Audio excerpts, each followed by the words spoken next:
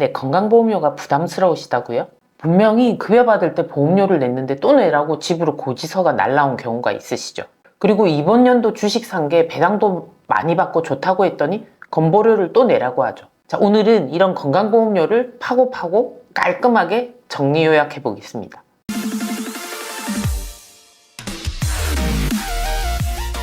잘 아시겠지만 건강보험료는 질병 부상 등이 발생했을 때 진료비 부담을 완화하기 위해서 국가에서 운영되는 사회보험 형태의 하나입니다. 월급 받을 때 건보료 안 내도 되냐고 묻는 대표님들 가끔 있으신데요. 안 되는 거 잘 아실 겁니다. 상용직 근로자의 4대 보험 납부는 의무잖아요.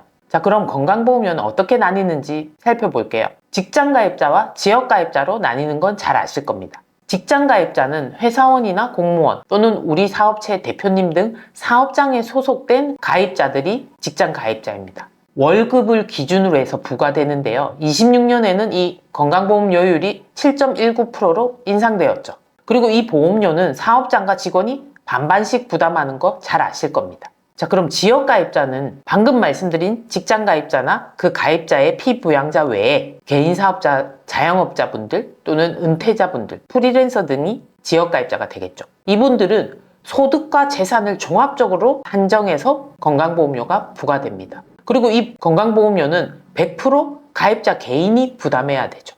자, 계산 방식의 차이도 있습니다. 직장가입자는 월급의 7.19%를 곱해서 건강보험료가 산정됩니다. 이렇게 건강보험료가 산정되면 이 금액에 13.14%를 곱한 장기요양보험료도 내셔야 합니다. 그냥 복잡하게 생각하시지 말고 대략 장기요양보험료까지 해서 8% 정도다 라고 생각하시면 됩니다. 여기서 말하는 기준이 되는 월급은 우리가 잘 아는 식대나 자가운전 보조금 같은 비과세 소득은 포함이 안 됩니다. 그리고 상여같이 부정기적으로 받는 금액도 보통 제외라고 보시면 됩니다. 왜냐하면 상여 같은 경우는 보통 매달 받는 금액이 아니기 때문에 우리가 4대 보험 신고할 때 포함을 해서 신고하지 않잖아요. 그래서 이렇게 부정기적으로 받는 상여나 시간의 수당 이런 것들은 익년도 4월에 1년치를 한꺼번에 산정해서 그때 한꺼번에 납부하게 됩니다.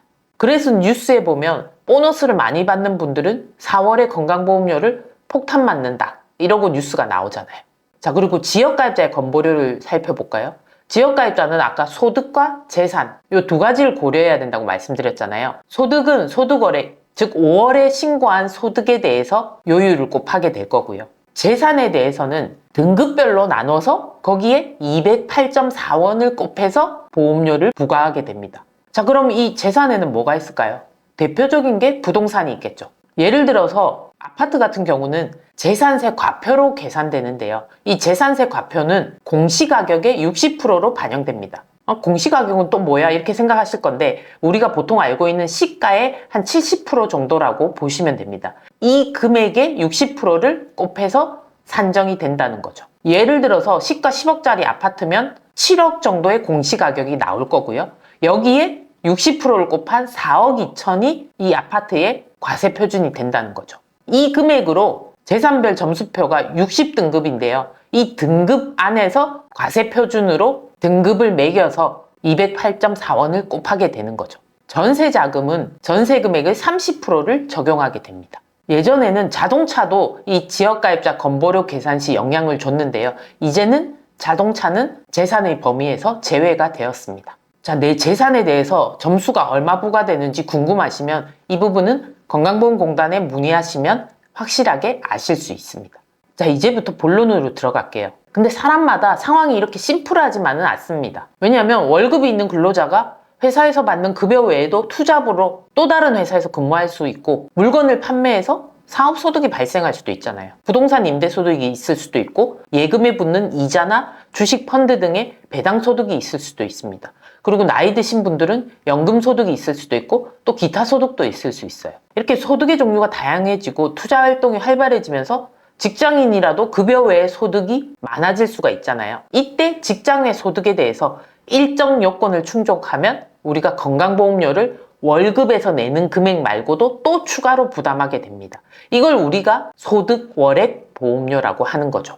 물론 다 소득이 있다고 모두 소득월액 보험료가 부과되는 건 아닙니다. 그 모든 소득들의 합을 합쳐서, 즉 내 월급 말고 기타 다른 소득들을 합쳐서 연간 2천만 원이 넘으면 넘어가는 부분에 대해서만 소득월액 보험료를 부과하게 됩니다. 즉 2천만 원까지는 차감해 준다는 얘기죠. 여기서 특이점을 보면 첫 번째로 이자 배당 소득은 합산해서 연에 1천만 원 이하이면 이 2천만 원을 판단하는 기준 자체, 합산 자체를 안 합니다. 즉 1천만 원 이하의 금융소득에 대해서는 소득월액 보험료를 추가로 부담 안 하겠다는 얘기죠. 예를 들어서 내가 근로자인데 사업자를 내서 쿠팡에서 물건을 팔았어요. 비용을 빼고 남은 순이익이 1,800이라고 가정해 볼게요. 그리고 올해 벌어들인 이자 배당이 990만 원이다. 이러면 1,800, 990 합쳐서 2,790만 원이겠죠. 이 금액은 방금 말씀드린 기준금액 2천만 원을 넘으니까 소득월액 보험료를 내야 할까요? 아니겠죠. 이자 배당은 1,000만 원이 안 되죠. 990이라고 했으니까. 그래서 이 금액은 아예 제외하고요. 나머지 쿠팡에서 판 순이익 1,800만 원이 2천만 원이 안 되기 때문에 이런 분들은 소득월액 보험료가 부과가 안 된다는 얘기입니다. 자, 그리고 다른 소득이 없고 이자 배당 소득만 2,500만 원이 있으면 1,000만 원을 빼줄까요? 아닙니다. 1,000만 원을 넘으면 그 전체 금액을 그대로 합산을 합니다. 즉 2,500에 대해서 1,000을 빼는 게 아니고 2,500 자체가 기준금액 2천만 원을 초과하기 때문에 2,000 초과하는 500만 원에 대해서 소득월액 보험료를 부담하게 되는 겁니다. 8% 정도라고 했죠. 이 금액은 전체 내가 부담하게 되는 거죠. 자, 그래서 정리하면 다른 소득이 있으면 금융소득은 1,000만 원이 안 되게 하면 기준금액 2천만 원에 합산이 안 돼서 좋겠죠.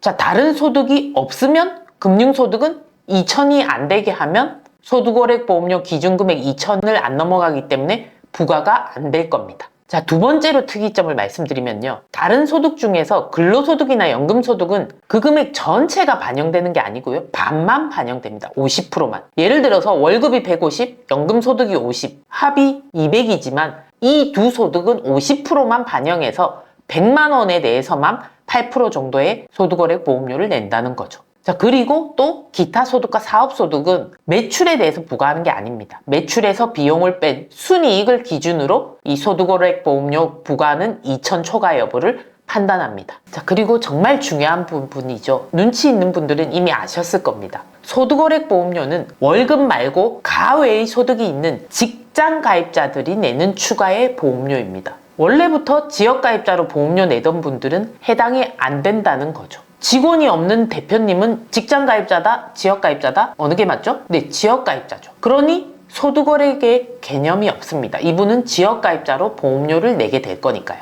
전체 소득과 재산에 대해서 소득월액 보험료를 부과하게 됩니다. 예를 들어서 법인 대표님이 직장가입자니까 월급에 대해서 건강보험료를 내고 있으시잖아요. 근데 이분이 또 개인 사업자도 있어요. 여기에 정규직 직원들이 있다면 이 개인 사업자도 직장가입자가 되겠죠. 그래서 대표님은 여기 사업장에서도 건강보험료를 내고 있을 겁니다. 근데 이 두 소득 외에도 대표님이 금융소득과 임대소득 등이 있다면 네, 바로 이분은 지역가입자로 소득월액 보험료를 내셔야 한다는 얘기입니다. 자, 그러면 이 소득월액 보험료는 언제부터 부과될까요? 11월부터 부과됩니다. 예를 들어서 25년도 소득에 대해서는 소득세 신고를 26년 5월에 신고하는 거 잘 아시죠? 자, 이렇게 5월에 소득세 신고를 하고 나면 2016년 11월부터 소득월액 보험료가 내년 10월까지 1년간 부과하게 됩니다.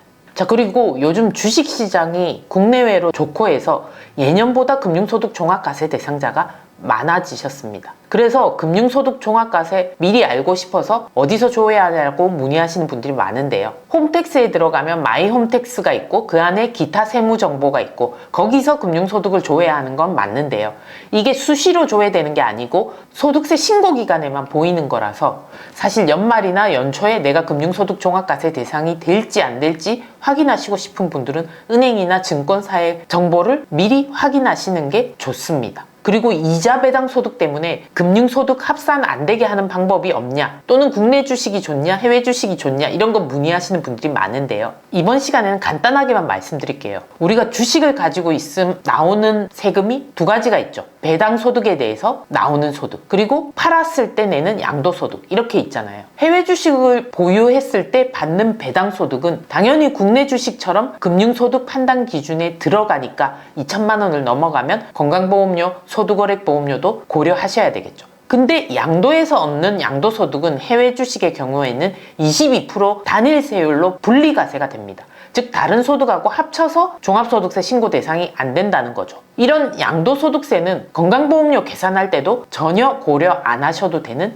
장점이 있습니다. 물론 국내 주식 양도는 대주주가 아니면 개인 양도소득세 대상도 아니게 됩니다. 자, 이 내용은 좀 복잡하기 때문에 별도 영상으로 올리겠습니다. 개인으로 주식 투자하는 게 나은지 법인으로 하는 게 나은지 등 정리해서 따로 말씀드릴게요. 자, 정리하자면 급여 외에 금융소득과 다른 소득이 있으면 금융소득은 1,000만 원이 안 되게 하시면 합산 자체가 안 되니까 유리합니다. 자, 그리고 다른 소득이 없고 이자 배당만 있으면 금융소득은 2,000만 원 안 되게 하면 좋겠죠. 또 하나 말씀드릴 게, 금융소득이 2천만 원 넘으면 종합소득세 합산돼서 세금이 너무 많이 나올까 걱정하시는 분들이 많으신데요. 2천을 조금만 넘으면 그렇게 큰 세금이 나오진 않습니다. 때에 따라서는, 즉 대표님의 종합소득세율이 낮은 경우에 해당하면 추가 세금이 안 나올 수도 있습니다. 물론 2천만 원을 넘었기 때문에 소득월액보험료는 내셔야겠죠. 이게 싫으시다면 ISA 같은 비과세 상품을 가입하시거나, 또는 무조건 합쳐서 신고 안 하고 따로 분리과세해서 세금을 적게 내는 상품을 가입하시는 게 좋겠죠.